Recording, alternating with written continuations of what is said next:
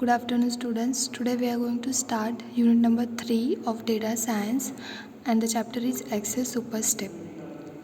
तो कल के लेक्चर में हम लोगों ने देखा था कि सुपर स्टेप्स क्या होता है. So super step is a direct connection between the data and the sources. In that we have seen the data lake. Data lake is nothing but the collection of the data in a various format like structure, unstructured data. Now we are going to start the next topic which is access super step. तो access super step क्या होता है? access super step क्या होता है? तो इसके अंदर आप लोग जो है डेटा या फिर जो इन्फॉर्मेशन आप लोग कलेक्ट करोगे उसके क्वालिटी को मेजर करते हो. Because quality is very important. अगर आपके डेटा में क्वालिटी नहीं रहेगी, आपके डेटा का अगर एक स्पेसिफिक मीनिंग नहीं रहेगा तो वो डेटा यूज़फुल नहीं रहता है. So data quality problem result is a 20% decrease in a worker productivity and explain why 40% of business incentives fail to achieve the set of goals. Incorrect data can be harm a reputation, misdirect sources, slow down the retrieval of information and lead to false the insight and missed opportunities.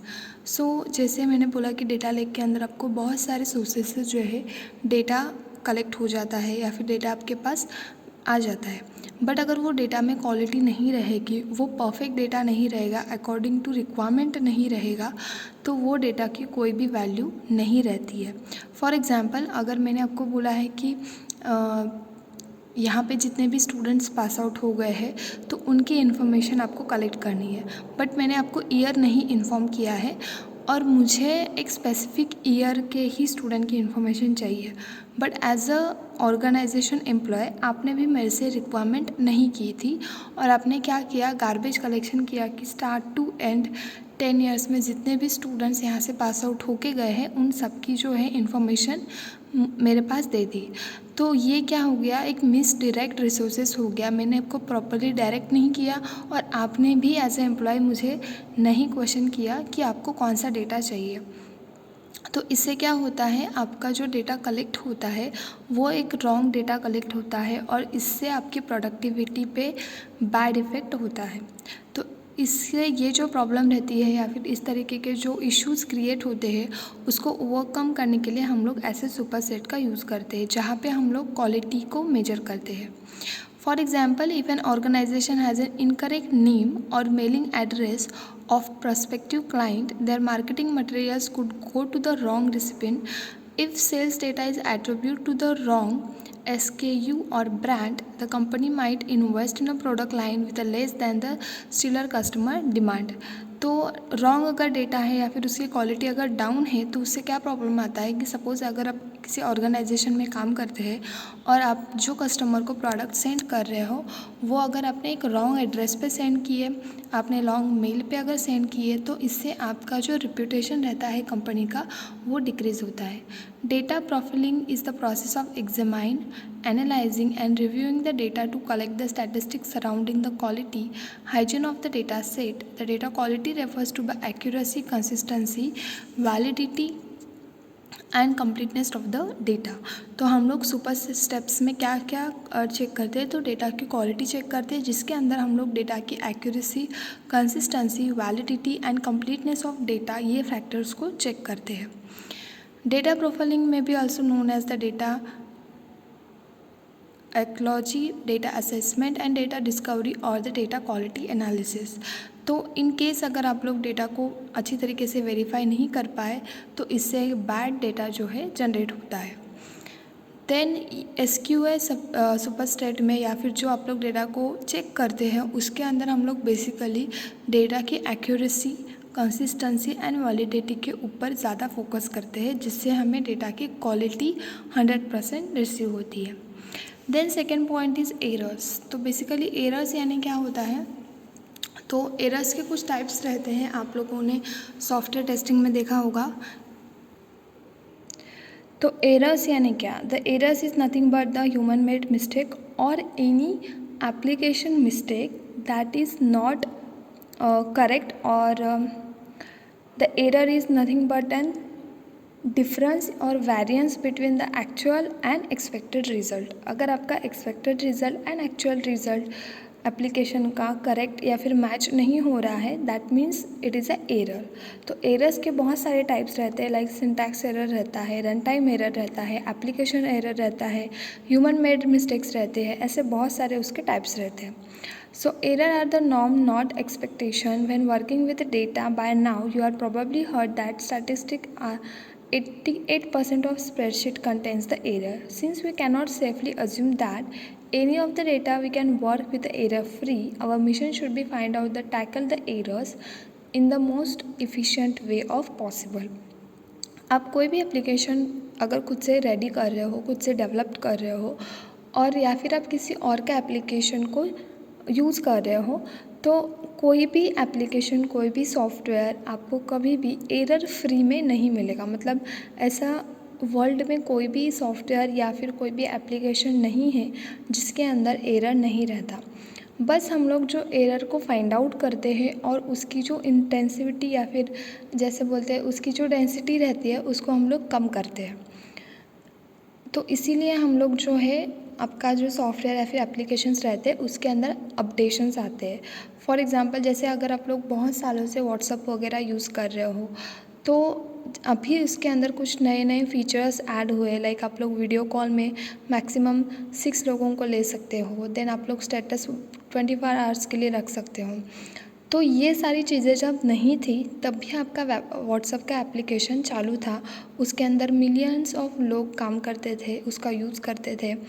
But धीरे धीरे उसके अंदर के जो errors थे, जो minor errors थे, उसको कंपनी ने हटाया और उसके अंदर न्यू अपडेशंस लेके आए।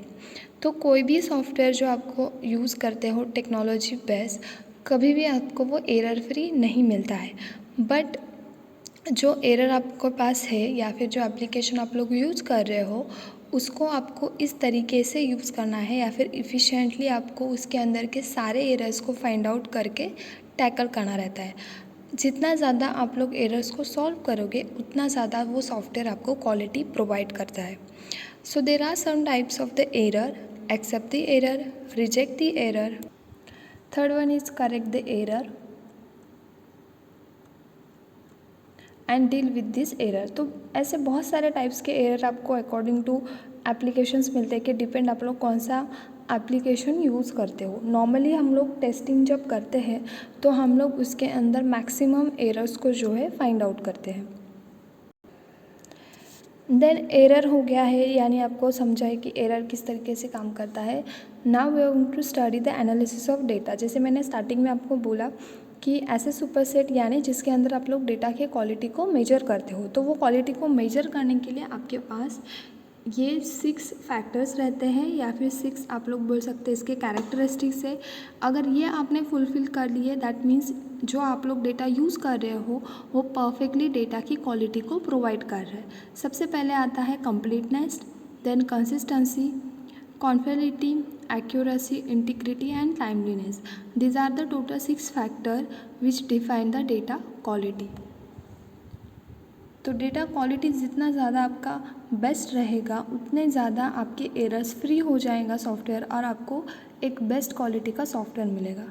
Data quality problems can also raise when the enterprise consolidates data during the merger and acquisition, but prefers and largest contributor to data quality issues that the data are being entered, edited and maintained, manipulated and reported by the on the people. So data quality के problem generally आपको कब आते हैं कि आप लोग जब application को बनाते हैं, जब आप लोग एप्लीकेशन को डेवलप कर रहते हैं, तभी आप लोग सॉफ्टवेयर टेस्टिंग करते हैं, यानी आप लोग डेटा को टेस्ट करते हैं। बट जो टेस्टर का माइंड रहता है वो 100% यूज़र के माइंड से मैच नहीं होता। तो जब तक आप लोग आपका एप्लीकेशन एक नॉर्मल लोगों को, जिनके बारे में उन लोगों को आपके एप्लीकेशन के बारे में कोई भी आइडिया नहीं है, ऐसे लोगों के पास से जब टेस्ट करके लोगे तो ही आपको समझेंगे कि आपके डेटा के अंदर की क्वालिटी कैसी है। फॉर एग्ज़ाम्पल जैसे अगर आपने सपोज़ कोई एक ऐसे चैट कॉर्नर का एप्लीकेशन बनाया, चैट कॉर्नर का एप्लीकेशन की आपने कोडिंग खुद से की है, उसकी डिज़ाइनिंग आपने प्रॉपरली खुद से की है, और उसको आपने जो है सॉफ्टवेयर टेस्टर से टेस्ट करके दे दिया और आपने सॉफ्टवेयर टेस्टर को सिर्फ आपके रिक्वायरमेंट बताए, यानी जो आप सोचते हो वो रिक्वायरमेंट आपने सॉफ्टवेयर टेस्टर को बताए। सॉफ्टवेयर टेस्टर आपको हेल्प करेगा उसके अंदर के एरर्स को जो है डिलीट करने के लिए या फिर फाइंड आउट करके सॉल्व करने के लिए। बट वो एप्लीकेशन जब आप लोग मार्केट में रिलीज़ करोगे उससे पहले एक स्टेप रहता है कि जहाँ पे आपको एप्लीकेशन को नॉर्मल यूज़र को 15 डेज़ के ट्रायल के लिए देना रहता है। तो वो लोग जो आपको बताएंगे वही आपका एक्चुअल डेटा की क्वालिटी रहता है, जिसके अंदर वो प्रॉपर चेक करेंगे कि आपका एप्लीकेशन कैसे परफॉर्मेंस देता है। और वो परफॉर्मेंस ये 6 फैक्टर्स के ऊपर डिपेंड रहता है। तो कंप्लीटनेस यानी आपका जो भी इंफॉर्मेशन है, जो भी आपका एप्लीकेशन है, वो हमेशा कंप्लीट चाहिए। जहाँ से भी आपने डेटा को कलेक्ट किया है उसके अंदर कोई भी मिसिंग वैल्यू नहीं होनी चाहिए। कंसिस्टेंसी यानी आपके डेटा की कंसिस्टेंसी एक्यूरेट होनी चाहिए। जैसे कि फॉर एग्जांपल अगर आप लोग टेबल में वैल्यूज़ को इंसर्ट कर रहे हैं, first name, last name, age, mobile number, email address, college name, roll number etcetera, तो ये अगर बहुत बड़ा अगर आपका टेबल है तो उसके जो वैल्यूज़ हैं वो हमेशा कंसिस्टेंस चाहिए, उसमें कोई भी वैल्यू मिसिंग नहीं चाहिए और कोई भी एंट्री जो है रॉन्ग नहीं चाहिए। कॉन्फिडेंटबिलिटी यानी आपका जो भी फॉर्मल डेटा है उसका प्रॉपर डेटा टाइप होना चाहिए। एक्यूरेसी यानी डेटा करेक्ट होना चाहिए। इंटीग्रिटी यानी एक दूसरे के ऊपर डेटा डिपेंडेंट होना चाहिए। जैसे कि फर्स्ट नेम है तो उसके बाद लास्ट नेम आना चाहिए, ऐसे नहीं कि फर्स्ट नेम के बाद अपने मोबाइल नंबर लिखा है, लास्ट नेम का कॉलम सबसे एंडिंग में है।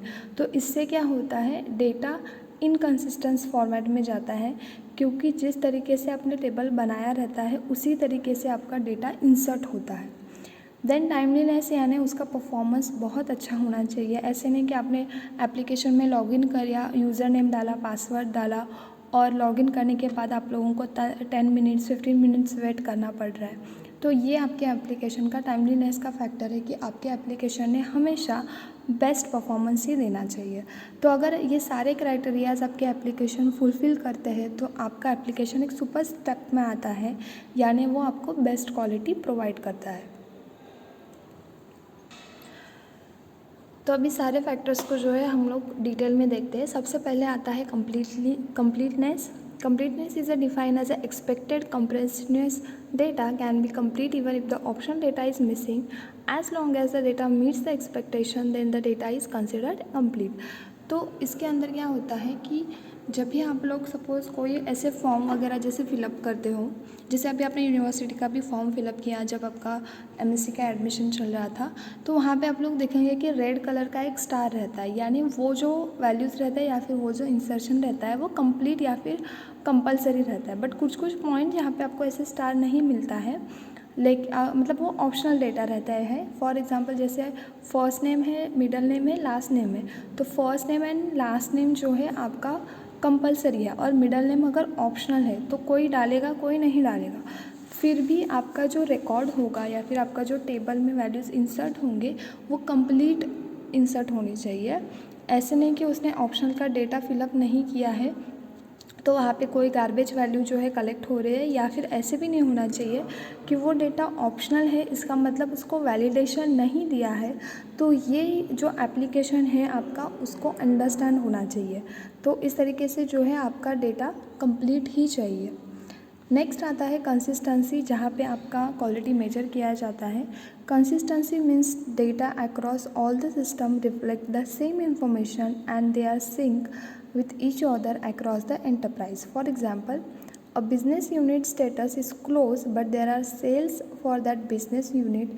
Employee status is terminated but pay status is active. Question: our data values are the same across sets and they are the distinct occurrence of the same data instance and that provide the conflicting information. तो basically consistency यानी क्या कि जिस वे में आपका data आपके पास आ रहा है, जिस तरीके से उसका कलेक्शन हो रहा है, उसकी कंसिस्टेंसी मेंटेन चाहिए। जैसे कि आप अगर अमेज़ॉन की वेबसाइट यूज़ कर रहे हो, उसके अंदर आप लोग ऑनलाइन प्रोडक्ट्स को चेक करते हैं, उसको एक एक प्रोसेस हम लोग फॉलो करते हैं कि हम लोग प्रोडक्ट को सिलेक्ट करते हैं, फिर पे करते हैं, पे की सारी बिलिंग्स जो भी इंफॉर्मेशन है वो फिलअप करते हैं, कार्ड नंबर, ओटीपी एक्सेट्रा, और उसको हम लोग पे करते हैं। तो ये जो प्रोसेस है ये हमेशा कंसिस्टेंसी में चाहिए। अगर इसमें ब्रेक लग गया तो आपका डेटा जो है इनकंसिस्ट फॉर्मेट में स्टोर होगा, यानी वो करेक्ट डेटा कैप्चर नहीं होगा। तो आपका एप्लीकेशन ने या फिर जो भी डेटा आप लोग कलेक्ट कर रहे हो वो हमेशा कंसिस्टेंसी में चाहिए। Timeliness refers the whether information is available when it is expected and needed. Timeliness of the data is very important, that reflect in companies that require to publish their quarterly result with a given frame of time. Customer service providing up to date information for the customers. Credit system checking in real time on a credit card account activity. So basically timeliness यानी performance, जो application ने आपका performance देगा वही उसका time count करता है। जैसे मैंने आपको बोला कि अगर आपका लॉगिन टाइम 1 या 2 सेकंड्स का है और आपका एप्लीकेशन 10-15 मिनट्स ले रहा है तो कस्टमर विल गेट इरिटेड और वो आपके एप्लीकेशन को चेंज करेगा, बिकॉज कस्टमर के पास हमेशा ही सेकेंड ऑप्शन रहता है। तो इसके लिए आपका एप्लीकेशन जो रहेगा वो हमेशा परफॉर्मेंस में बेस्ट ही चाहिए।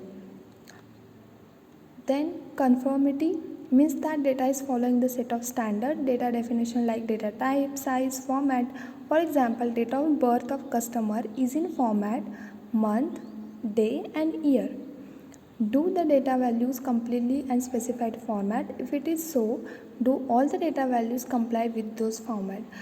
अगर आपने डेटाबेस को कंफर्टेबिलिटी दी है या फिर आपने उसको वैलिडेशन दिया है, फॉर एग्जांपल जैसे कि आप अगर बर्थ डेट एंटर कर रहे हो, जनरली हम लोग जो बर्थ डेट को एंटर करते हैं बाय सिस्टम तो सबसे पहले आता है month, then date, then year. लेकिन सपोज़ आपने वैलिडेशन को चेंज करके ईयर, डेट और मंथ रखा है फिर भी चलेगा, बट जो डेटा आप लोग कलेक्ट करोगे आपको उसको उसी वे में ही स्टोर करना है, दैट इज़ कन्फर्मिटी।